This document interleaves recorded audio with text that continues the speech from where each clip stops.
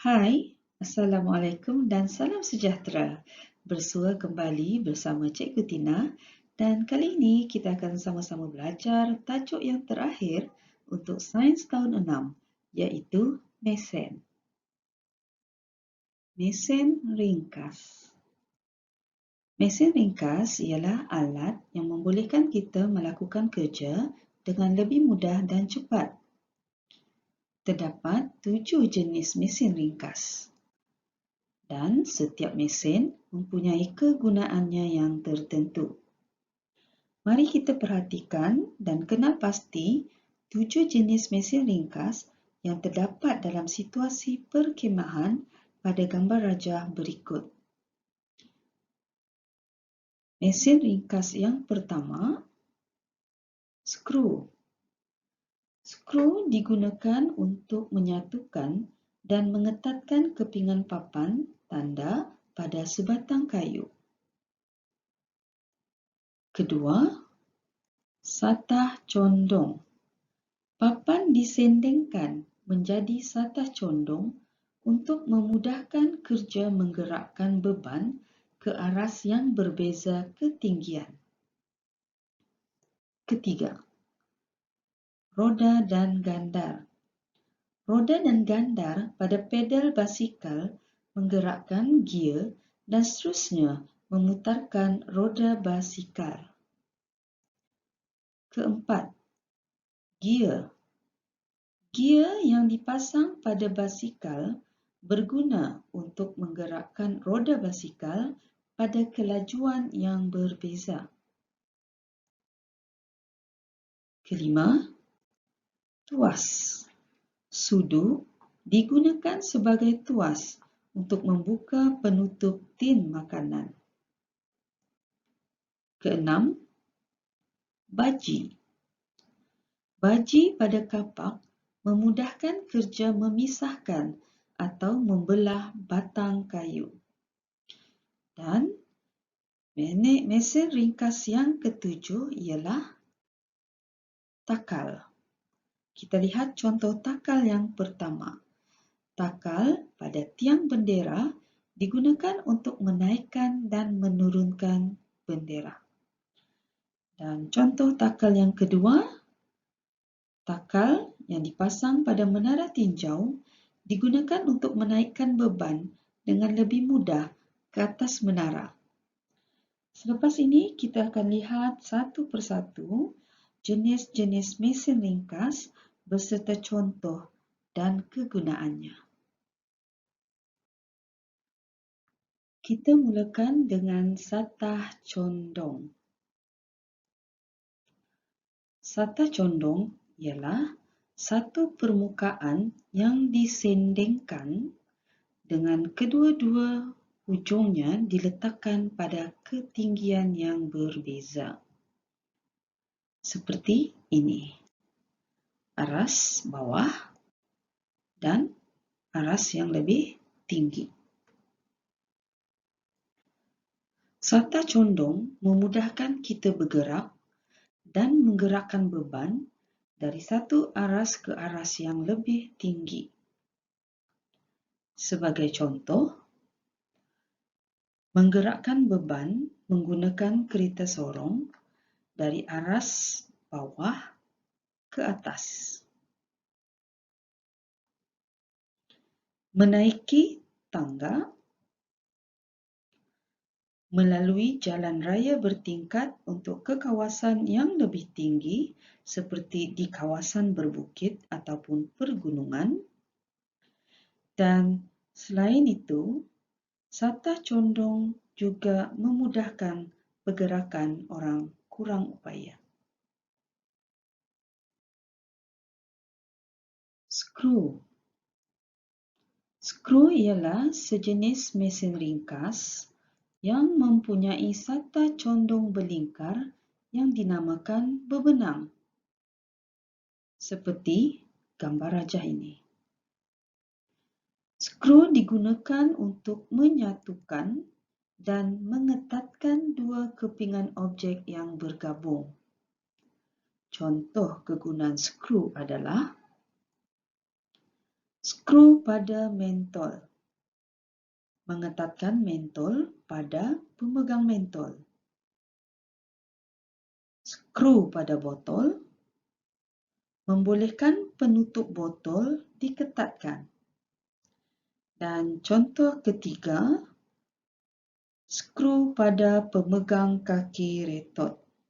Boleh mengetatkan klam ataupun pemegang kaki retot supaya dapat memegang objek. Tuas. Lihat situasi ini. Susahnya hendak buka penutup tin ini. Tolong. Alah, senang je. Gunakan sudu. Sudu bertindak sebagai tuas untuk membuka penutup tin ini dengan mudah. Penutup tin bertindak sebagai beban. Hujung sudu yang menyentuh penutup tin ialah fulcrum. Sementara tangan rani yang menolak pemegang sudu ke bawah bertindak sebagai daya. Tuas terdiri daripada sebatang rod yang bergerak pada satu titik tetap yang dinamakan fulcrum. Tuas membantu kita untuk mengangkat dan menggerakkan objek dengan mudah. Perhatikan gambar di sebelah. Tuas terdiri daripada 3 bahagian, iaitu beban, daya dan fulcrum. Mari lihat contoh kegunaan tuas. Penyapu. Penyapu merupakan salah satu tuas kerana terdiri daripada 3 bahagian, iaitu fulcrum, daya dan beban. Tukul juga adalah tuas. Paku yang hendak dicabut ini adalah beban. Daya pula dikenakan pada bahagian ini. Dan di sini adalah titik tetap, iaitu fulcrum. Contoh seterusnya adalah pembuka botol. Penutup botol adalah beban. Daya dikenakan pada bahagian ini. Dan di sini pula adalah titik tetap ataupun fulcrum. Mesin ringkas seterusnya adalah takal. Takal terdiri daripada sebuah roda beralur yang boleh bergerak bebas. Ini adalah roda beralur dan kamu boleh lihat terdapat tali pada alur tersebut. Takal boleh digunakan untuk mengangkat, menurunkan atau menarik beban apabila seutas tali atau rantai dilalukan pada alur tersebut. Contoh penggunaan takal adalah takal pada tiang bendera untuk menaikkan dan menurunkan bendera. Takal digunakan dalam kapal layar untuk menaikkan ataupun menurunkan layar dan takal untuk mengangkat beban. Roda dan gandar. Roda dan gandar digunakan untuk menggerakkan atau memutarkan sesuatu objek. Mesin ringkas ini terdiri daripada roda yang dipasang pada sebatang rod yang dinamakan gandar. Seperti ini. Contoh penggunaan roda dan gandar adalah spana, pili dan pemutar skru. Mesin ringkas yang seterusnya adalah baji. Baji ialah mesin ringkas yang mempunyai satu atau dua sata condong yang tajam hujungnya. Keyword untuk senang ingat, alat yang mempunyai baji adalah tajam. Ini kerana satah condong yang membentuk baji akan membentuk hujung yang tajam. Baji digunakan untuk memisah, memotong atau menggerakkan, memegang dan memberhentikan objek. Contoh baji adalah kapak, cangkul, penyendal pintu. Penyendal pintu juga adalah salah satu contoh baji kerana mempunyai satah condong dan boleh berfungsi untuk memegang ataupun memberhentikan objek, iaitu pintu. Dan contoh seterusnya adalah paku. Ini pula adalah jenis mesin ringkas yang terakhir, iaitu yang ketujuh, gear. Gear ialah mesin ringkas yang terdiri daripada roda atau silinder bergigi. Seperti ini. Gear berfungsi untuk mengubah arah dan kelajuan pergerakan bahagian-bahagian lain dalam sesuatu mesin yang lebih kompleks. Contoh kegunaan gear, pita pembetulan. Gear digunakan untuk menggerakkan pita. Pada jam tangan, gear yang berlainan saiz digunakan untuk mengawal pergerakan jarum jam. Dan seterusnya, gear pada pemutar telur. Sekarang, mari kita lihat pula apakah mesin kompleks. Mesin kompleks ialah alat atau objek yang terdiri daripada gabungan lebih daripada satu mesin ringkas. Sesetengah alat lebih mudah digunakan untuk melakukan kerja jika beberapa mesin ringkas digabungkan. Perhatikan situasi di bawah. Bagaimanakah gunting ini berfungsi? Dua bilah besi ini merupakan dua baji yang dicantumkan dengan skru. Skru menjadi fulcrum kepada dua baji tadi. Maka, gunting lebih mudah digerakkan melalui sistem tuas. Gunting sebenarnya ialah gabungan tiga mesin ringkas, iaitu baji, skru dan tuas. Gabungan ini memudahkan kerja memotong. Gabungan mesin ringkas, baji, skru dan tuas menjadikan gunting sebuah mesin yang dipanggil mesin kompleks.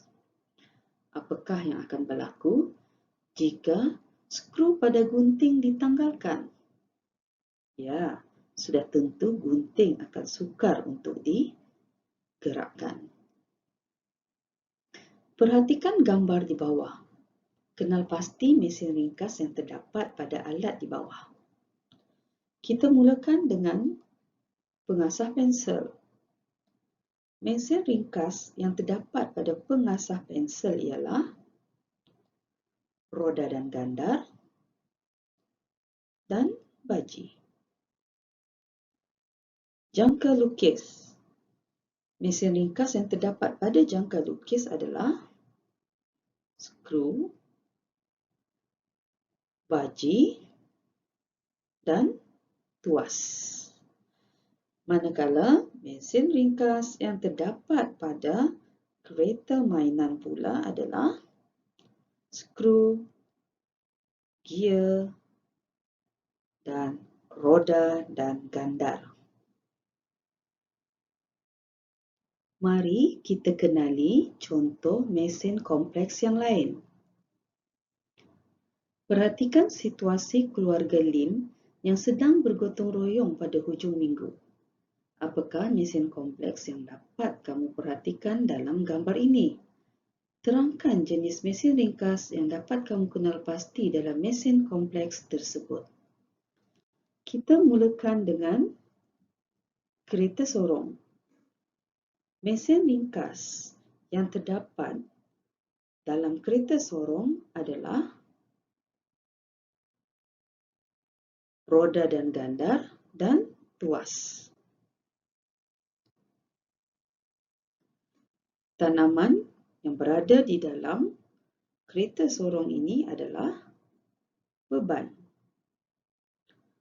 Fulcrum atau titik tetap berada pada bahagian ini. Manakala daya pula adalah pada tangan yang menolak kereta sorong ini.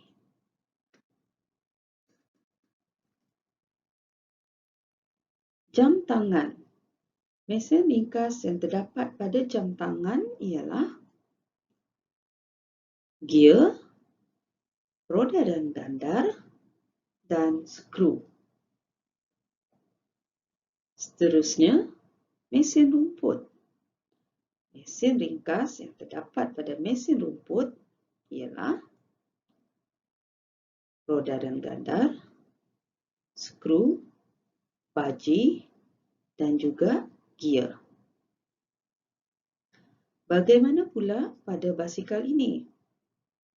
Mesin ringkas yang terdapat pada basikal adalah roda dan gandar, skru, gear, dan tuas. Tangga. Tangga mempunyai mesin ringkas, sata condong, dan skru. Gunting pagar. Mesin ringkas yang terdapat pada gunting pagar adalah baji, skru, dan tuas. Cangkul. Cangkul mempunyai mesin ringkas, baji, dan tuas. Dan seterusnya, kereta. Kereta mempunyai mesin ringkas, roda dan gandar, skru, dan gear. Dengan melihat contoh-contoh mesin kompleks ini, dapat kita pastikan, murid-murid dapat pastikan, dapat lihat bahawa mesin kompleks itu adalah merupakan gabungan lebih daripada satu mesin ringkas. Baik, sebentar tadi kita telah ketahui bahawa mesin kompleks adalah merupakan alat ataupun objek yang terdiri daripada gabungan lebih daripada satu mesin ringkas. Sekarang, mari kita lihat pula apakah yang dimaksudkan dengan mesin yang lestari.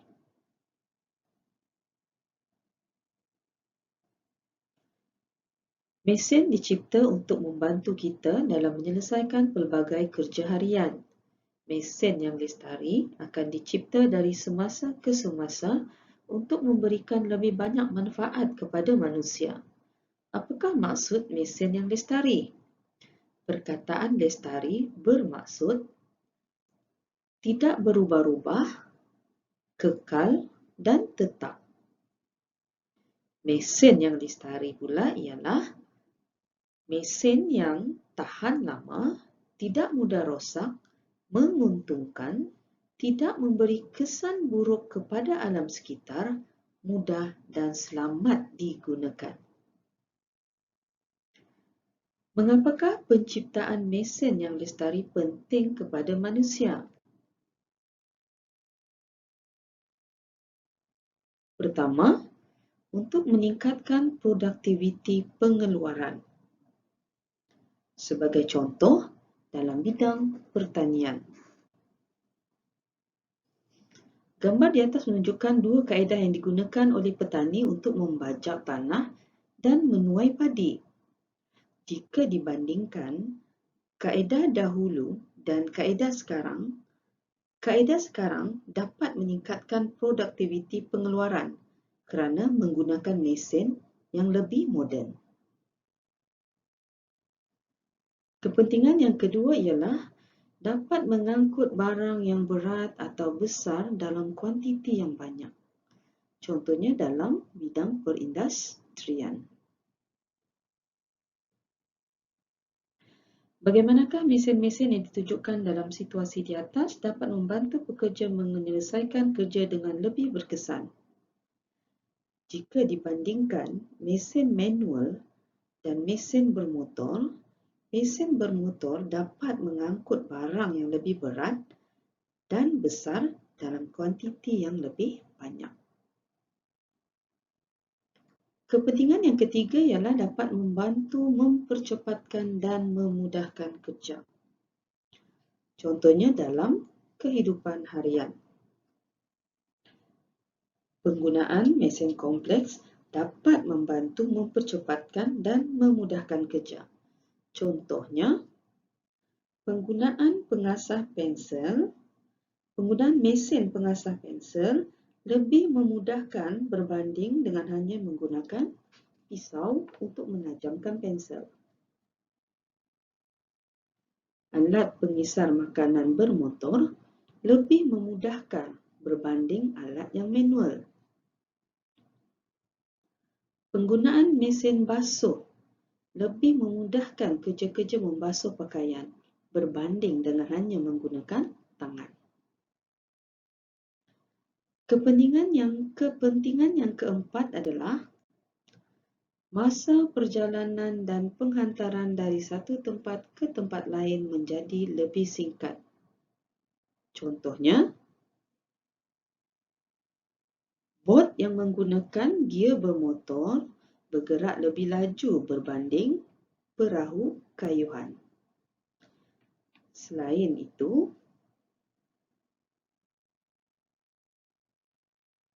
kepentingan penciptaan mesin lestari juga adalah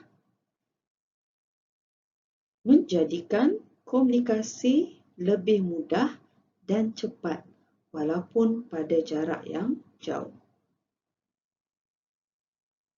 Okey, setakat ini sahaja untuk kali ini. Semoga video ini sedikit sebanyak dapat membantu murid-murid memahami tajuk mesin ini. Tahniah dan terima kasih kepada murid-murid yang masih bersemangat belajar secara home-based learning. InsyaAllah minggu depan kita akan dapat bersua kembali secara bersemuka apabila sekolah kembali dibuka pada minggu hadapan.